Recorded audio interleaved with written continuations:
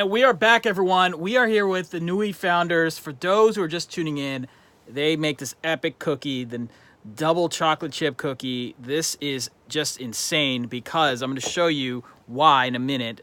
Look at all this stuff. Gluten-free, no sugar added, no artificial sweeteners, no GMOs, low glycemic, and ketogenic. Only 1 gram of sugar.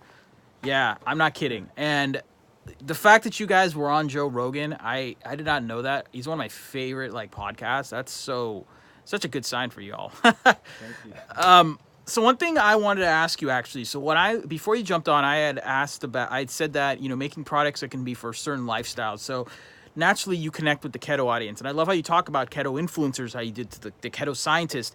What are some related life audiences who have a lifestyle that you might have known or you didn't know as you've been building NUI that connects with your cookie? They're like, oh, this fits my lifestyle too. Yeah, one of them is paleo. So I think before this, we had no idea what paleo was until more people that were keto were also paleo. So then they started talking to us, oh yeah, this is totally paleo, and we're doing our research, what is it? And then we learned about a lot of mom bloggers are really into our stuff. Gluten-free, celiac, kids with type 1. So when we were starting to go to this conference, really excited, a lot of doctors, and then this bald man with glasses walks up to us, muscular, slams his hands down and says, you guys are my heroes. I'm like, what? It's like, my son has type 1 diabetes, and because of your product, I can finally put a cookie in my son's lunchbox. Whoa. We're like, yeah, this is way bigger than ourselves. And that's when we knew that there were definitely other people out there more than just the keto community. How do you know when to market? It's funny because I know we're going to talk about Shark Tank, but one thing I've seen in even Shark Tank, nothing to do with you both, but there's sometimes that people are like, oh, are these claims right? How do you know what types of claims to put on your packaging or not? You don't have anything but I'm not a doctor or medical practitioner but I don't see anything here that's, anything that could be considered, oh, well, are you sure? But was there anything you had to put here that could have been well, are you sure this is that? You had to get medical backing, or is it all pretty general? Yeah, I mean, to keep it simple, we just really focus on the fact that it's low sugar. Perfect. We couldn't say oh, with keto diet you lose fat, Okay. Because we heard a lot of advice from other folks. Just said, hey, just don't make any claims. Just put it out there. Let people make a decision based on I like that. How they feel about the brand, what your call-outs are. And okay. Sugar aspect. So let's talk about that moment. So you did the Joe Rogan show. You've connected with influencers. You're starting to see sales spike up, and you had to tell people 3 weeks in advance, which is such a good problem to have in many ways. Now that you think about that, and when you look back at it, what else happened prior to Shark Tank? Anything else we should know about? I mean, things have gone so fast. We've had to hire people. We've had to let go of people. We've never had to do that before. Learning how to strategize. A lot of this has been kind of the rate that we continue to learn and grow. Nice. So none of us have any experience in the industry, in CPG. So it was being able to tap into mentors and just building the habit of always reading. If we're driving, there's an audiobook. At home, before bed, there's a book. So just the self-education, I think, is what helped us be ready when these opportunities. What are some books or audios that have helped either of you? I like Deep Work a lot. Okay. By Cal Newport, and it's basically about creating uninterrupted time to get your most important work done. So a lot of top CEOs will either go into the office 2 hours early, and that's where they get all of their stuff done. Because once the employees come in, you're being pulled in a million different directions. So I say, books I read recently, that's one of the ones that's impacted. I like that. One thing that the book that I like is Who, the A Method of Hiring. So that's a big question. It's okay, once we're adding people to our team, how do we find the right people that are A players? And it's something that we're consistently learning, by mistakes or from books. So that one's a huge one that I really like. Nice. Okay. So let's talk about Shark Tank. Oh man. So tell us about the process before getting on the show, the audition process, connecting with them, whatever you're allowed to say. I want us to know, also why, what happened? Did you watch it and you're or did someone contact you? How did this whole thing happen? Yeah. So for the longest time, people would always tell us, hey, you guys should go on Shark Tank. Right. Family and friends, go on Shark Tank, go on Shark Tank. And we're like, no, because we knew that there would be a lot of people applying. Nice. But then it got to a point where well, what do we have to lose, right? Yeah, what do you got to lose? There's no risk. And so then I'm like, hey Victor, let's go to Morongo Casino, where the open casting call is, and let's give it a shot. You know? So we show up thinking we're early. There's seriously 1,000 groups ahead of us. We were like number 999. Really? We waited about 12 hours. Where was this audition? At Casino Morongo. Got it. And we have about 12 hours where we have to consolidate our story into about a minute.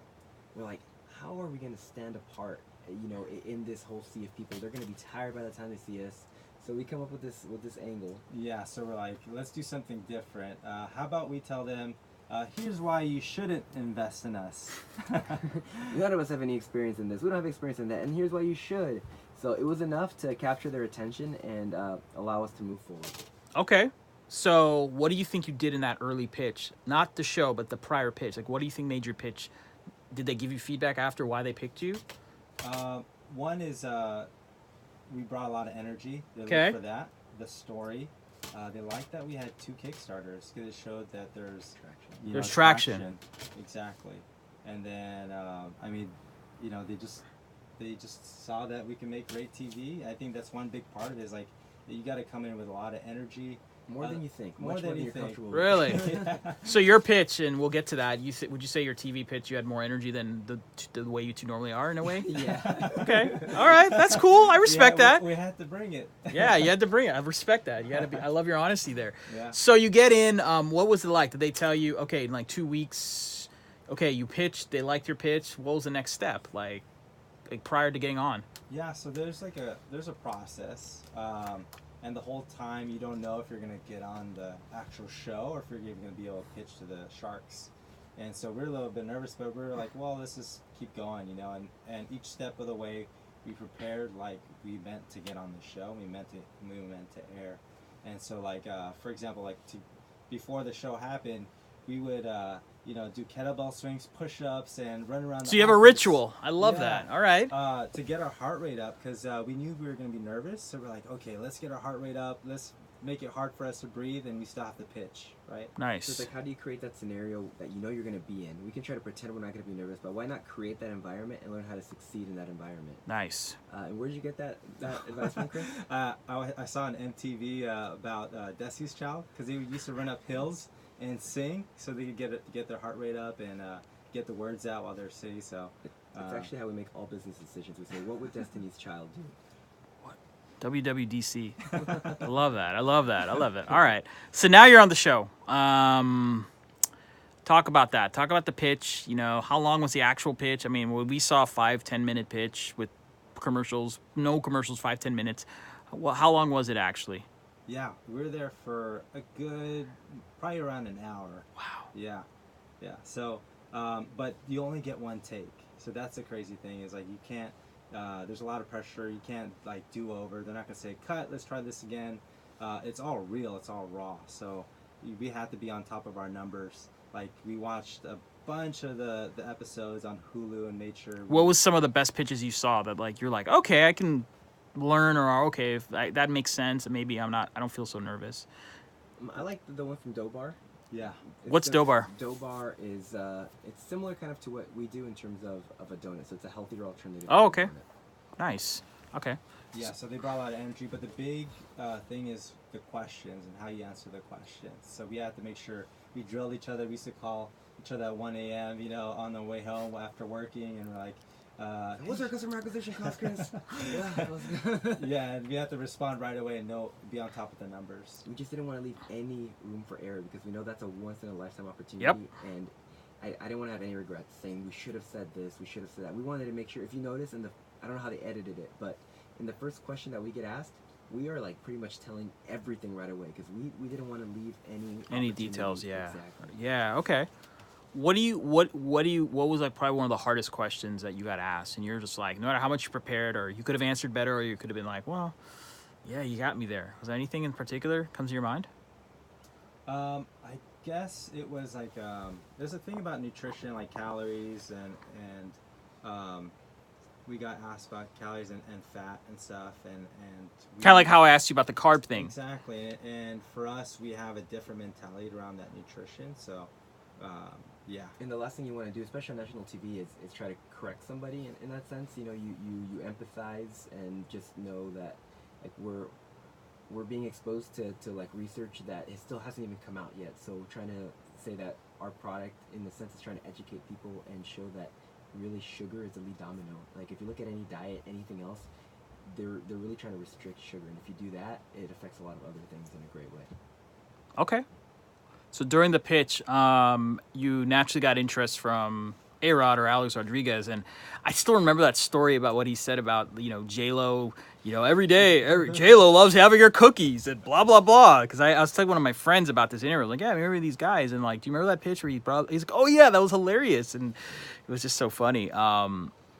What do you think you learned from the show itself, just the show when you pitched, like, from A-Rod and Mark Cuban and others? Like, was there any traits you learned or anything you learned? Because in a way, it's like live mentorship in a way, right? Mm-hmm. Yeah. I think one is just understanding how to message it to different people.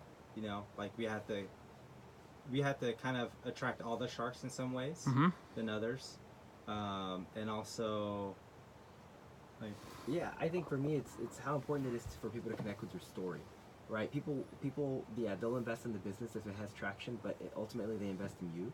So it's how did we take that time, and how could I make Mr. Wonderful love me? Yeah. How could we make A-Rod love Chris? Like how could we make them connect with us so that that was really, they're driven more by emotion.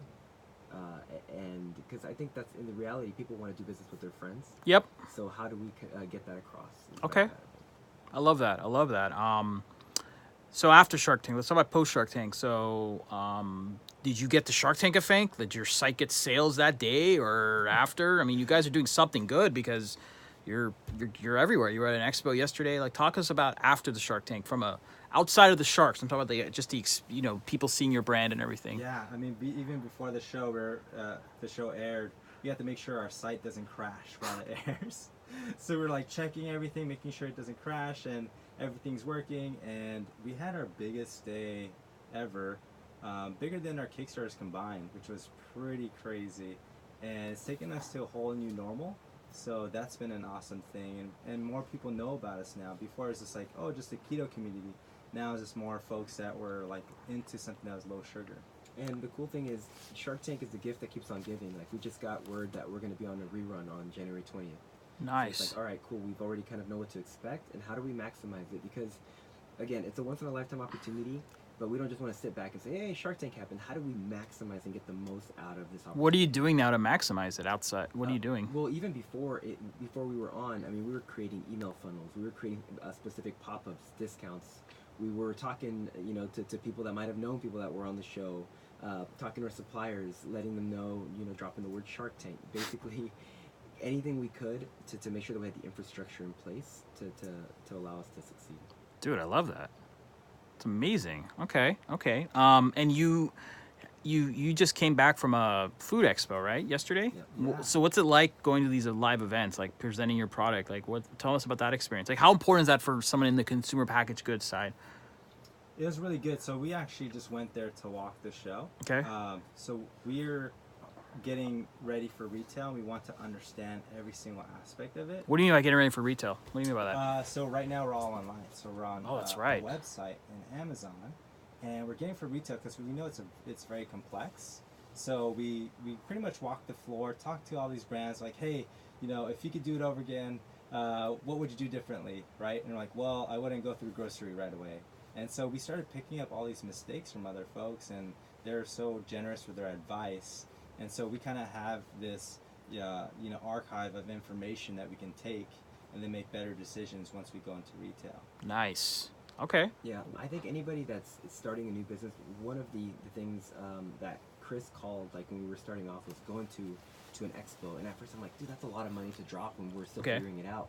Going to that expo, we connected with the top influencers from the space, which was a lead domino to everything else. So if you were able to allocate funds, and again, it's an emerging market, it's a great opportunity for you to connect with the people at the top, the people that are moving the industry, and that'll help your business. Just approach them, like the way you approach the keto scientist. And have a booth, because if you have a booth, people come talk to you. That's right. So it's easier to make those relationships. Even the speakers will come, and you can form relationships much easier. Wow. Dude, I love that. My last part then is like someone who wants to, wants to be on our Shark Tank. Since you came on the show, you won on the show. Like, what advice would you give someone who's thinking about being on Shark Tank? Like, what are the things from anything that comes to your mind, either of you? Prepare like you expect to be on Okay. the show. Like, we didn't say, hey, I hope we get on the show. We said, hey, let's do what we need to do to get on the show. Okay. And if it meant practicing, once we got our work done, staying late in the office and practicing, or staying up till 1 a.m. and working on our pitch and our questions. And yeah, I mean, you got to prepare. And in having a startup being so busy, you kind of have to make it a habit. So treat it like a meeting. If you drive to work, I was listening to audio from Hulu. So like, what do you already do, and how can you layer in that training all the time? Like, you don't want to risk messing up on national TV.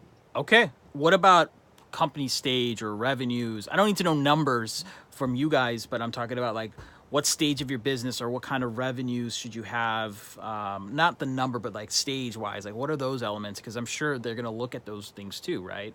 Mm-hmm. The judges will ask you clearly, like, what about that stuff? Yeah, I mean, you got to show traction, right? Traction. Okay. So what's your definition of traction? That's what I'm trying to understand. It could be amount of sales, like Consistently, or like all of a sudden it pops. Like, what do you consider traction? I would say how fast. How fast? Okay. Yeah, how fast you've grown. For us, we grew really quickly. Yep. And that was very intriguing to the Sharks. I mean, you could have like $1 million in sales, but then if it's over like, oh yeah, I've been in the business for like 6 years. Yeah, 7 we've years, seen that. then That always happens. Someone is like, oh yeah, I have like $5 million. They're like, whoa, over 10 years. They're like, oh. Or they made like $10 million in sales, but they've raised like 30 million and they have like 5 million in debt or something. I get it. Did you raise any equity money before this show? No. Lucky you. Yeah, we had bootstrapped this whole thing. Wow. Well, naively to a point where we strap it all the way. We're at a point where we want to scale, and we know that raising large capital Good. can be key to that. Okay. Any other advice for anyone who wants to be on Shark Tank? I think it's connect with the story, honestly. Connect with the story. I love that. If you can be authentic, if you can communicate that and condense it within a few minutes, I think that'll be what'll put you ahead of a lot of people. Okay. Well, my last question is, if you can give advice to the younger NUI, 2 years ago, where one of you figured out keto works and the other one is like, oh, that works, and you both wanted to create a sweet food that caters to your sweet tooth, which is genius because I'm one of those people. What advice would you give to that person? Because there's people like that out there right now that are even listening to the show, maybe. I'd say one piece of advice is always keep your foot on the gas. When things go fast, sometimes it becomes easy to think that they're going to continually go fast. Yeah. And you're like, all right, cool, let me focus on another aspect. But I think you always have to pretend like there's somebody nipping at your heels, which there really could be. But always keep your foot on the gas, and then if you can, have checkpoints to appreciate the journey. Because if you don't, it's just going to go by. How about you? Yeah, I would say raise earlier if you're seeing traction. For us, we're like, let's bootstrap, especially when you have a product business. It's very capital intensive. Yep. And so if we could have done it over again, we said, hey, let's raise money so that way we get the right people on our team. Because at first it was just us two, and we're doing everything, and then we want to find the experts, people a lot smarter than us, in different areas. So, Dude, I love that. Well, thank you guys. This was a great conversation. I really appreciate both of you being on the show. Thanks, Ash. Thank It was you. an honor.